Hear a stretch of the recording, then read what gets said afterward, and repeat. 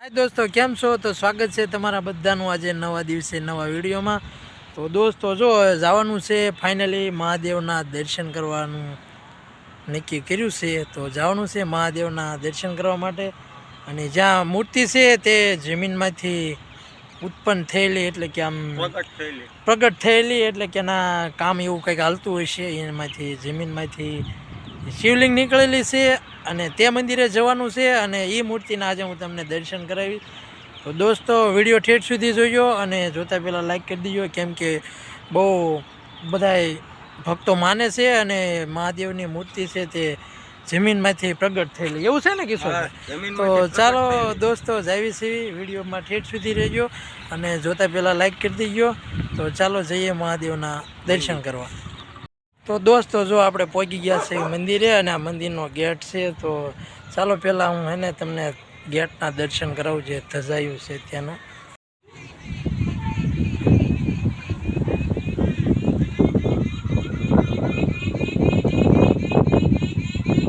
તો દોસ્તો જો વિશાળ બહુ મંદિર છે, મંદિર બહુ મોટું છે. જો આ બહુ ઝાઝી જગ્યામાં મંદિર છે અને યાત્રિકો તો બહુ જ આવે છે. પણ આરતી 7 વાગ્યે થાય છે, એટલે 7 વાગ્યે બધા ભક્તો છે તે દર્શન કરવા માટે આવશે. અને આપણે જો મંદિરમાં આવી ગયા છીએ અને હળવા જાવી આપણે દર્શન કરવા માટે.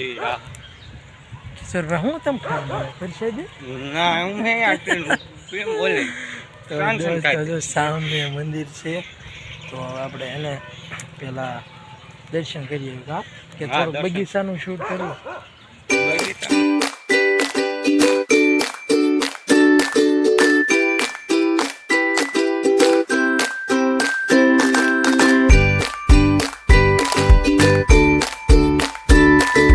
દોસ્તો હે ને હવે હું તમને મહાદેવ ભગવાનના દર્શન કરાવું. તો દોસ્તો તમે દર્શન કરી લેજો, કેમ કે આ મૂર્તિ છે મહાદેવની તે જમીનમાંથી પ્રગટ થયેલી મૂર્તિ છે, તેના હું તમને દર્શન કરાવું. તો દોસ્તો દર્શન કરી લેજો.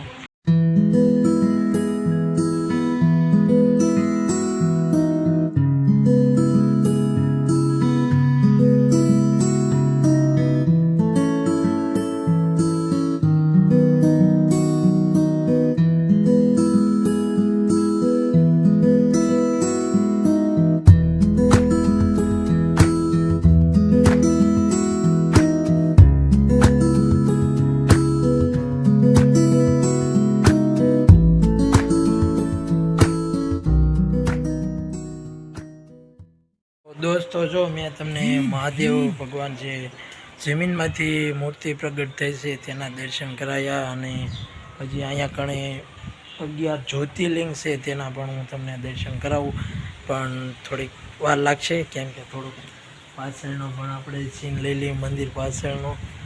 તો જો આ રીતનું હું કિશોરભાઈ તમે કહેશો આ મૂર્તિ વિશે?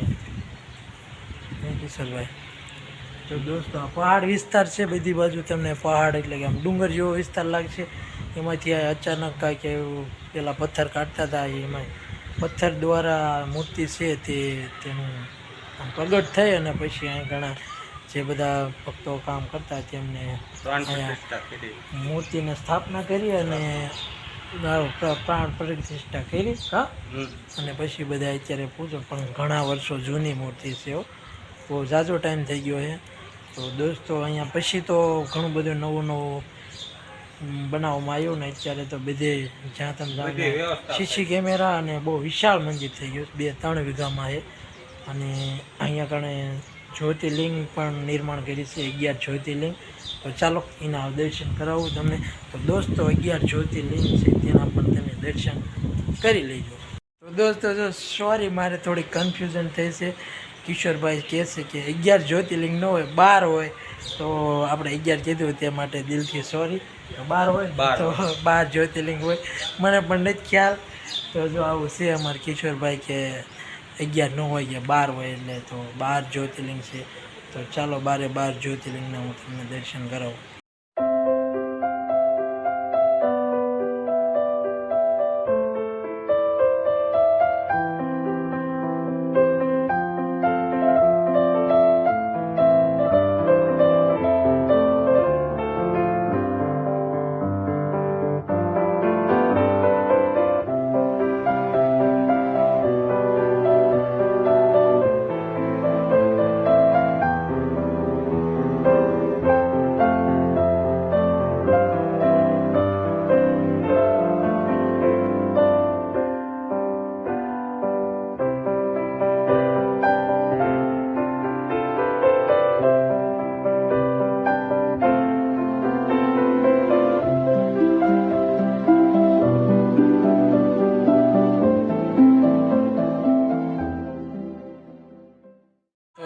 દોસ્તો જો મારી પાછળ તમે જુઓ તે 12 જ્યોતિર્લિંગ છે તેના દર્શન કરાયા.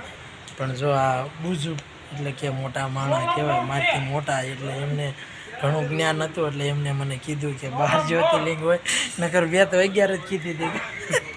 તો હવે જો અહીં ગણે બટુક ભૈરવ અને કાળ ભૈરવ દાદાનું પણ મંદિર છે, તો એના દર્શન કરાવું.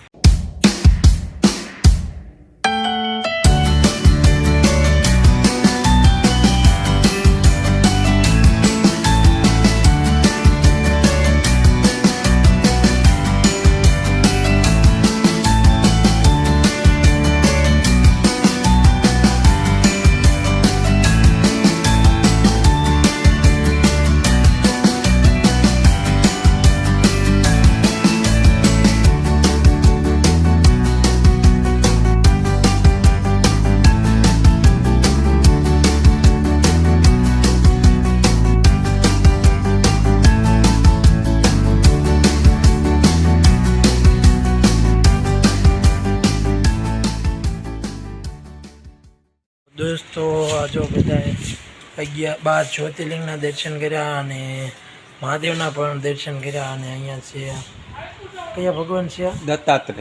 દત્તાત્રેય ભગવાન. જો તમે દત્તાત્રેય ભગવાનના પણ દોસ્તો દર્શન કરી લેજો. તો જો આ રીતનું છે અમારે અહીંયા મહાદેવનું મંદિર. તો દોસ્તો આવો ક્યારેક ભોળાનાથની જે લિંગ છે, જો આ પથ્થર તમને બતાવું. તો આ બધા પથ્થર જ છે. તમે પથ્થર બતાવ્યા ને એ જ પથ્થરમાં અહીંયા કણે ગોળ આપણે જે અત્યારે મેં તમને લિંગ મહાદેવની લિંગના દર્શન કરાયા, એ જ રીતે જો આ પથ્થરમાંથી ઉત્પન્ન અને ગોળ આકારને તમે જોયું તો લિંગ જ લાગે, એ જ ટાઈપ મેં તમને દર્શન પણ કરાયા. આ રીતે પથ્થરમાંથી ઉત્પન્ન થઈ મૂર્તિ પ્રગટ થઈ. તો આવો દોસ્તો અહીંયા એકદાન અવશ્ય મુલાકાત લઈ ગયો મહાદેવના મંદિરે. હા કિશોરભાઈ? તો હવે હે ને આપણે જાવી થોડાક આમ આગળ અને દર્શન તો કરી લીધા છે મહાદેવના. હવે હે ને ઠંડુ પાણી પીને પછી જાવી. કા કિશોરભાઈ? દર્શન જો આપણે પણ કરી લીધા અને દોસ્તોએ પણ કરી લીધા. અહીંયા ઠંડુ પાણી ચાલો પી. તો જો કિશોરભાઈ પાણી પીવે છે ને આપણે ઘડી અહીંયા આરામ કર્યું. 2 વાગે સરસ જગ્યા છે. જો બાપુ સાફ સફાઈ કરે છે મંદિરની. ના વડ કે વડ છે? જો આ વડ છે, બહુ મોટો જૂનો વડ છે. મંદિર વચ્ચે છે. જો આ બાજુ પણ આ યજ્ઞ કુંડ છે. આખો મંદિરનો મસ્ત મંદિર છે. જો જાવી સેવી મહાદેવના દર્શન કરી. અને કિશોરભાઈ કહે છે કે મંદિર તો બહુ આ બાજુ સારા સારા છે. કા ડુંગર વિસ્તાર છે. અને જો સુરત દાદા પણ આ તમારી અને પવન આવે 1 નંબર. કા પવન આવે 1 નંબર પવન આવે છે. અને હવે આપણે મંદિરના ગેટે પહોંચી ગયા છીએ અને જો બહાર પણ નીકળી ગયા છીએ. ડુંગર વિસ્તાર છે, ધાર વિસ્તાર. તો દોસ્તો વિડીયો તો હવે આપણે પૂરો કરી નાખશું ને? કા કિશોરભાઈ? તો દોસ્તો જો આજ માટે આટલું. મહાદેવના તમને દર્શન કરાયા અને રોજ આવા નવા વિડીયો ઉતારશું, નવા સ્થળો બતાવશું અને કંઈક સારું હશે તેવું શૂટ કરીને તમારી સમક્ષ રજૂ કરીશું. તો ચાલો દોસ્તો મળીશું હવે કાલના વિડીયોમાં. આજ માટે આટલું. તો વિડીયો અહીં સુધી જોવા બદલ તમારા બધાનો ખૂબ ખૂબ આભાર. તો ચાલો દોસ્તો મળીશું કાલના વિડીયોમાં. તો ત્યાં સુધી મોજમાં રહેજો, ખુશ રહેજો. જય હિન્દ, જય ભારત.